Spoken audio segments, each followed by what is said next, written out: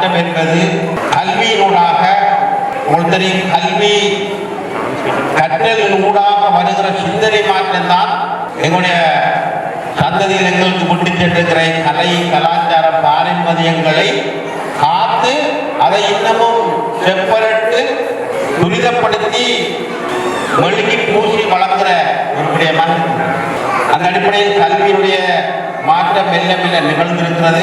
தனித்துவமான தீவாக இருப்பது காரணமாக தனித்து விடப்பட்ட கிராமமாக, அதன் காரணமாக இன்னமும் இயற்கையோடு வாழக்கூடிய இந்த மண்ணின் வாசனை குறையாத கடவுள் கொடுத்த கொடையாகவும் இருக்கிறது.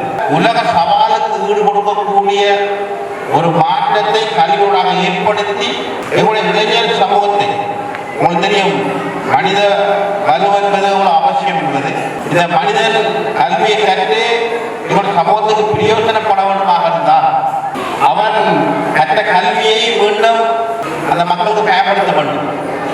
அது அவன் தனித்திறமையூடாக வேலையை பெற்றுக் கொள்ள வேண்டும், அல்லது கல்வியூடாக கிடைத்த அனுபவத்தையும் புத்தி பூர்வமைக்கவோ சொந்த காலிலே இருந்து இயங்கக்கூடிய தொழில்துறையை கட்டியளவு வளர்க்க வேண்டும்.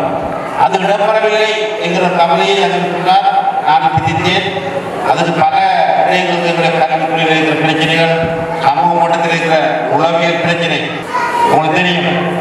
நாங்கள் அதிகமாக கல்வி கற்று ஓர்கோடி தூக்குவதை விட எப்படியாவது வெளிநாடுகளுக்கு சென்று உழைத்து மாடி வீடு கட்டலாம் என்கிற சிந்தனை மாற்றங்களும் வந்திருக்கிறது.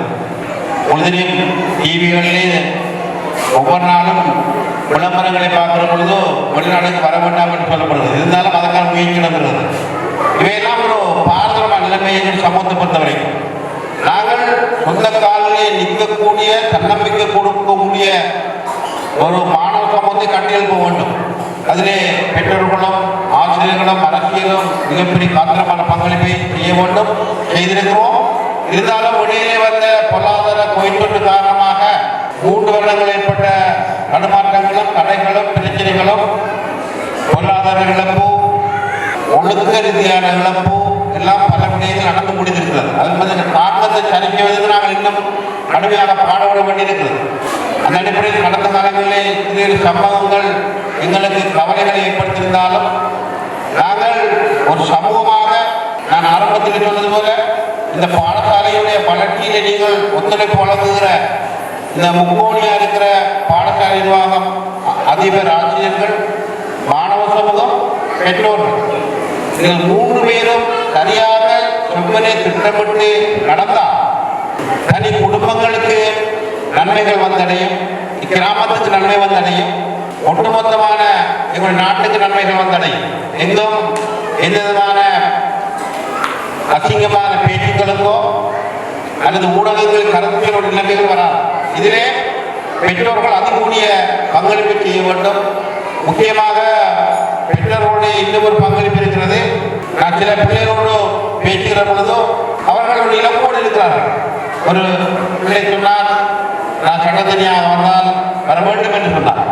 சட்டத்தனியாக வருகிற எண்ணம் ஒரு பிள்ளைக்கு இருந்தால் அவரை நாங்கள் எப்படி சட்டத்தனியாக ஆக்கி விடுவது என்று சிந்திக்க வேண்டும். மிகப்பெரிய பட்டாமொழி இருக்கிறது சட்டத்தன்மைகள். உங்களுக்கு தெரியும், வாகனையிலே பாலச்சந்திலே இயங்குகிற நீதிமன்றங்களுக்கு சட்டத்தரணிகள் ஊரில் இருந்தும் அல்லது ஓட்டமாடிந்த மாதிரி போல் இப்பொழுது இருக்கிறது. அதிலும் குடும்ப பிணக்குகள் அதிக காரணமாக பெண் சட்டத்தன்மை தேடி எடுப்பது மிக கடினமான சூழ்நிலை மாறிக்கொண்டிருக்கிறது.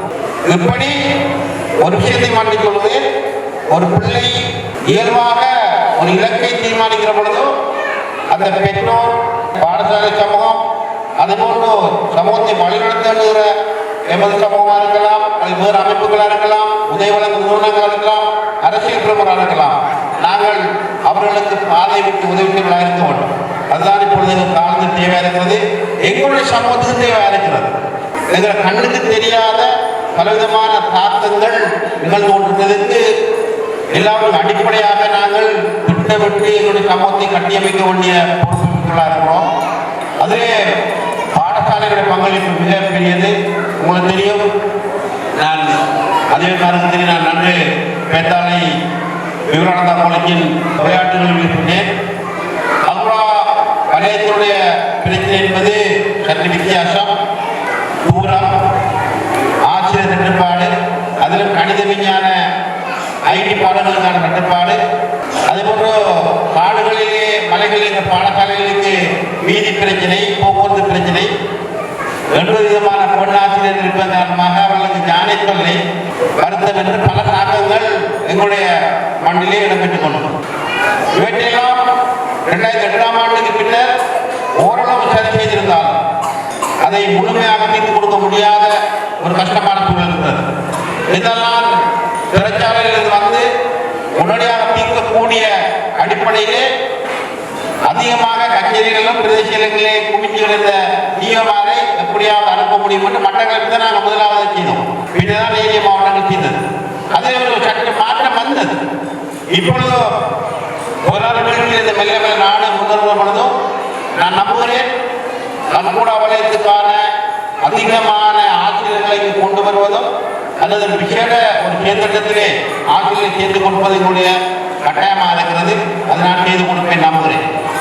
அதிலே அதிபர்கள் அதிகூடிய கவனம் செலுத்த வேண்டும். முதலில் சிவவித்யாலயத்தினுடைய பங்களிப்புகளை பார்க்கிற பொழுது ஒரு மாற்றம் நிகழ்ந்திருக்கிறது. இதே போன்ற மாற்றம் எல்லா அதிபர்மாருடைய கிராமங்களிலும் நிகழ வேண்டும். அந்த ஆர்வத்தையும் அந்த ஊக்கத்தையும் தூண்ட வேண்டும். ஒருங்கிணைப்பை நீங்கள் செய்ய வேண்டும்.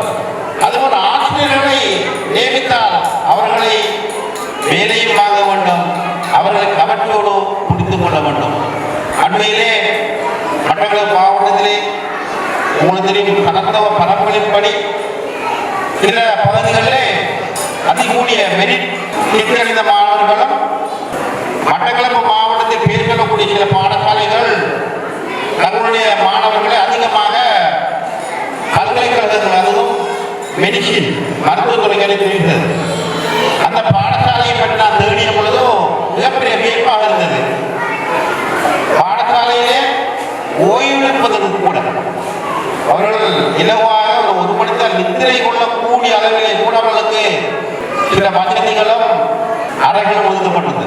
அதில் மிக பிரபலமான ஆசிரியர்களுக்கு மேலதிக கொடுப்பனவும் சமூகமே கொடுத்திருந்தது. ஏனால் பொருளால் எழுந்தமானமாக சிலர் சொல்லுகிறார்கள், அங்கே பாருங்கள் மருத்துவத்துறையில் சாதித்திருக்கிறார்கள், அல்லது சென்ற மொழியை பாருங்கள் நாங்கள் என்ஜினியரிங் சாதித்தார். அதுக்கு பின்னால் உழைப்பு என்பது முக்கியம். இந்த பாடசாலைய பல்கலைக்கழகங்களோ எப்படி இருக்க வேண்டும் என்ற ஒரு கற்பனை இருந்தால் அந்த கற்பனைக்கு நாங்கள் வெள்ளாமையைத்தான் நாட்ட போகிறோம், மலையிலிருந்து வர தண்ணி சத்துவமாக காட்ட வேண்டும் என்றால் இது நிச்சயமாக 20 நாளைக்கு முன்னர் நாங்கள் இதை நிறுத்த வேண்டும்.